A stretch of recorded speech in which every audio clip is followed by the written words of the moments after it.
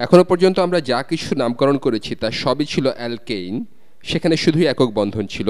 এবার আসুন আমাদের জ্ঞানের পরিধি একটু বিস্তৃত করে অ্যালকিন নিয়ে কাজ করা যাক। প্রথমেই এখানকার এই কার্বন চেইনটার দিকে দেখা যাক। আমি এখানে সবগুলো হাইড্রোজেন এঁকেছি যাতে আপনাদের মনে করিয়ে দিতে পারি যে এ পর্যন্ত আমরা শুধুমাত্র রেখা ব্যবহার করে যা কিছু করেছি তা সবই আসলে এরকম কিছুকে প্রকাশ করে। আমি পরে এটার আরও বিস্তারিত ব্যাখ্যা করব, কিন্তু যখন এরকম দ্বিবন্ধন আসবে তখন এর উপাদানগুলো আঁকাটা কিছুটা গুরুত্বপূর্ণ, কারণ তখন বিভিন্নভাবে আপনি এটাকে সাজাতে পারেন। দ্বিবন্ধনের ক্ষেত্রে আপনি কল্পনা করে নিতে পারেন যে এগুলো আরও বেশি শক্ত, এদের চারপাশে জিনিসগুলো খুব একটা ঘোরানো যাবে না, কিন্তু সেটা নিয়ে এখন আপনাকে বেশি চিন্তা করতে হবে না। এখন এই জিনিসটার নামকরণ করা যাক সবসময়ের মতো। এবারও প্রথমেই দীর্ঘতম কার্বন চেন খুঁজে বের করা যাক। এখানে 1 2 3 4 5 6 7 7টা কার্বনের চেন আছে। তাহলে আমরা যা নিয়ে কাজ করছি সেটা হলো হেপ্ট। আমরা হেপ্ট নিয়ে কাজ করছি। এতে 7টা কার্বন আছে, 7 কার্বনের জন্য হেপ্ট, কিন্তু এবার এটা হেপ্টেইন হবে না। হেপ্টেনের ক্ষেত্রে সবগুলো একক বন্ধন থাকবে, কিন্তু এখানে একটা দ্বিবন্ধন আছে, এটা হবে একটি অ্যালকিন। এখানকার এই দ্বিবন্ধন থেকে আমরা জানছি যে এটা একটা অ্যালকিন, এটা অ্যালকেইন নয়। একটা দ্বিবন্ধন থাকলে এটা হবে অ্যালকিন, ত্রিবন্ধন থাকলে হয় অ্যালকাইন। আমরা ভবিষ্যতে এটা নিয়ে কথা বলবো। তাহলে এটা হলো হেপ্ট, আর এর সাথে আমরা একটা ইন যুক্ত করতে পারি। আমরা এখানে একটা ইন যুক্ত করব। আমরা কিন্তু নির্দিষ্ট করে উল্লেখ করিনি যে দ্বিবন্ধনটা কোথায় আছে, আমরা কার্বন চেইনটাতে নাম্বারিং করিনি। আপনি যখন এরকম একটা অ্যালকিন দেখবেন তখন দ্বিবন্ধনের নিকটতম প্রান্ত হতে নাম্বারিং শুরু করবে, যেন মনে হয় যে এটা কোনো অ্যালকাইল গ্রুপ বা কার্বনের কোনো সাইড চেন। এক্ষেত্রে এটা হলো দ্বিবন্ধনের নিকটতম প্রান্ত। এখান থেকে নাম্বারিং শুরু করি, 1 2 3 4 5 6 7। এখানে দ্বিবন্ধনটা দ্বিতীয় এবং তৃতীয় কার্বনের মাঝামাঝি, এর অবস্থান উল্লেখ করার জন্য নিম্নতম সংখ্যাটা বলতে হবে। তাহলে এই দ্বিবন্ধনটা 2 নম্বর অবস্থানে আছে। তাহলে এটা আসলে হেপ্ট ড্যাশ 2 ইন। এটা আমাদের বলে যে এটা একটা 7 কার্বন চেন যেটার একটা দ্বিবন্ধন আছে। ইন আমাদের বলে যে এখানে একটা দ্বিবন্ধন আছে। আমি এটা লিখি, এখানকার এই দ্বিবন্ধনটার কথা আমাদের বলে ইন। এখানে দ্বিবন্ধন আছে 2টা কার্বনের মধ্যে, এটা একটা অ্যালকিন। আপনি যদি এ প্রান্ত থেকে শুরু করেন তবে দ্বিবন্ধনটা 2 নম্বর কার্বন থেকে শুরু হয় আর এটা 3 নম্বর কার্বন পর্যন্ত যায়। এখন আপনারা প্রশ্ন করতে পারেন এখানে যদি একটার বেশি দ্বিবন্ধন থাকতো তবে কি হতো। আমি দ্রুত সেটার একটা উদাহরণ দিই। ধরে নিচ্ছি আমার এরকম কিছু আছে, 1 2 3 4 5 6 7। এক্ষেত্রেও আমি একই যোগ আঁকছি, 1 2 3 4 5 6 7। আমি উপরে যেভাবে এঁকেছি এখানে সেটা দেখতে এরকম হবে। এবার যদি এতে আরেকটা দ্বিবন্ধন থাকে, আরেকটা দ্বিবন্ধন যদি এখানে থাকে তবে আমরা সেটাকে কিভাবে উল্লেখ করব। এবারও এখানে 7টা কার্বন আছে, 1 2 3 4 5 6 7। তাহলে এবারও এখানে হেপ্ট থাকবে, এবারও এটা অ্যালকিন হবে। এখানে আমরা ইন রাখলাম, কিন্তু এক্ষেত্রে আমরা নিকটতম দ্বিবন্ধনের নিকটতম প্রান্ত হতে নাম্বারিং শুরু করব, 1 2 3 4 5 6 7। এবার একটা দ্বিবন্ধন 2 নম্বরে শুরু হচ্ছে, তাহলে এটা হবে হেপ্ট 2। এখানে আরেকটা দ্বিবন্ধন 4 নম্বরে শুরু হয়ে 5 নম্বরে শেষ হচ্ছে, তাহলে হেপ্ট 2 4 ইন। এটা হলো এখানকার এই যৌগটার নাম, এটা হলো এর সঠিক নামকরণ। আবার এরকমটা দেখলেও যাতে চিনতে পারেন সেজন্য বলছি, অনেক সময় অনেকে হেপ্ট 2 ইন কে 2 হেপ্টিন লিখে। এর কারণ সম্ভবত 2 হেপ্টিন বলাটা সহজ।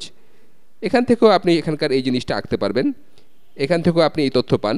একইভাবে এটাকে কেউ বলতে পারে 2 4 হেপ্টিন, কিন্তু নির্দিষ্টভাবে এটা লেখার জন্য এটাই সঠিক পথ। এটা আপনাকে বলে যে 2 এবং 4-এ ইন আছে, আর আপনি জানেন ইন দ্বিবন্ধনের জন্য প্রযোজ্য। এবার আরও একটা করা যাক। তাহলে এখানে একটা দ্বিবন্ধন আছে আর এখানে একটা সাইড চেনও আছে। এবার দেখা যাক কিভাবে এটা নিয়ে কাজ করতে হবে, সেটা বের করা যায় কিনা। প্রথমেই দেখতে হবে এখানে বৃহত্তম কার্বন চেন কোনটা। এখানে আছে 1 2 3 4 5 6। এরপর যে কোনো দিকে যাওয়া যাবে, কোনো সমস্যা নেই। সপ্তম কার্বন এখানে অথবা এখানে হবে। এবার দ্বিবন্ধনের নিকটতম প্রান্ত হতে নাম্বারিং শুরু করা যাক। এর সাথে যুক্ত যে কোনো গ্রুপের আগে দ্বিবন্ধন প্রাধান্য পাবে। এক্ষেত্রে যে কোনো গ্রুপের আগে দ্বিবন্ধন প্রাধান্য পাবে, ভবিষ্যতে দেখা যাবে অন্য কোনো গ্রুপ প্রাধান্য পাচ্ছে। এখানে দ্বিবন্ধনটা এই সাইড চেইন মিথাইল গ্রুপের আগে প্রাধান্য পাবে, সাইড চেনের আগে। এক্ষেত্রে আপনি এই প্রান্ত হতে নাম্বারিং শুরু করতে পারেন, 1 2 3 4 5 কার্বন, 6 কার্বন, 7 কার্বন, 7টা কার্বন। তাহলে এবারও আমরা হেপ্ট নিয়ে কাজ করছি। এটা হলো হেপ্ট। এবার একটা দ্বিবন্ধন আছে দ্বিতীয় এবং তৃতীয় কার্বনের মাঝে। তাহলে এখানকার এই দ্বিতীয় আর তৃতীয় কার্বনের মাঝের দ্বিবন্ধনটার জন্য হবে হেপ্ট 2, 3 ইন। দুঃখিত, 2, 3 নয়, 2 ইন হবে। এখানে 3 লেখা হলে এখানে আরেকটা দ্বিবন্ধন থাকতো। তাহলে এটা হলো হেপ্ট ড্যাশ 2 ড্যাশ ইন। এরপর এখানে এই মিথাইল গ্রুপটা আছে, যেটাও দ্বিতীয় কার্বনের সাথে যুক্ত আছে। এখানে এই মিথাইল গ্রুপটা দ্বিতীয় কার্বনের সাথে যুক্ত আছে। তাহলে এটা হবে 2 মিথাইল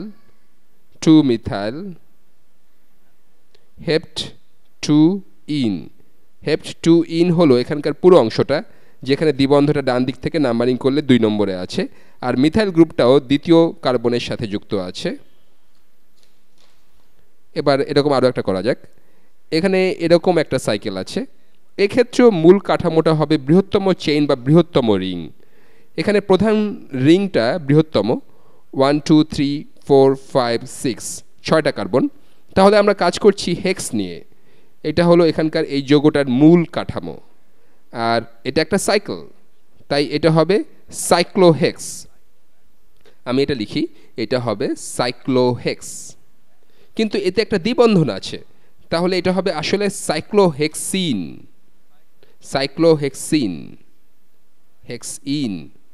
আমি এটা ভিন্ন রং নিয়ে লিখি। এখানে একটা দ্বিবন্ধন আছে, সেজন্য আমরা জানি এটা হবে ইন। এবার আপনারা হয়তো বলছেন, আমাদেরকে কি উল্লেখ করতে হবে না যে ইনটা কোথায় আছে? আপনার যদি একটা রিংয়ে একটাই দ্বিবন্ধন থাকে, তবে ধরে নেওয়া হয় যে সেই দ্বিবন্ধনের একটা প্রান্ত হবে 1 নম্বর কার্বন। তাই আপনি যখন সাইক্লোহেক্সিন লিখেন তখন আপনি জানেন, আচ্ছা সাইক্লোহেক্সিন দেখতে এরকম হবে, এটা দেখতে এরকম হবে, ঠিক এরকম। আপনাকে উল্লেখ করতে হবে না যে দ্বিবন্ধনটা কোথায় আছে, এদের যে কোনো একটাতে দ্বিবন্ধন হবে। এখন এতে যখন অন্যান্য জিনিস যুক্ত থাকে, তখন সংজ্ঞানুযায়ী বা আমার মনে হয় নামকরণের সঠিক পদ্ধতি অনুযায়ী সেই দ্বিবন্ধনের কোনো একটা প্রান্ত হবে 1 নম্বর কার্বন। আর সেই দুইটা প্রান্তের যে কোনো একটাতে যদি অন্য কিছু যুক্ত থাকে, তবে অবশ্যই সেই প্রান্তটাই হবে 1 নম্বর কার্বন। তাহলে এই দুটো প্রান্তের যে কোনোটা 1 নম্বর কার্বন হবে। কিন্তু এখানকার এই প্রান্তটাতে একটা মিথাইল গ্রুপও যুক্ত আছে। তাহলে আমরা এখান থেকে নাম্বারিং শুরু করব, আর আপনাকে দ্বিবন্ধনের অন্য প্রান্তটার দিক দিয়ে নাম্বারিং করতে হবে, 1 2 3 4 5 6। তাহলে এখানে 3টা মিথাইল গ্রুপ আছে। একটা আছে 1 নম্বরে, আমি মিথাইল গ্রুপগুলো গোল করে দেখাই। এখানে একটা মিথাইল গ্রুপ, এখানে আরেকটা মিথাইল গ্রুপ, এখানে শুধুমাত্র একটা কার্বন আছে। তাহলে এখানে 3টা মিথাইল গ্রুপ আছে, আর এগুলো যুক্ত আছে 1 4 আর 6 নম্বরে। তাহলে এটা হলো 1 4 6। যেহেতু 3টা মিথাইল গ্রুপ আছে, তাই হবে ট্রাইমিথাইল সাইক্লোহেক্সিন। 1 4 6 trimethyl cyclohexene. এটাই হলো এই জিনিস। আশা করি এটা আপনাদের উপকারে আসবে।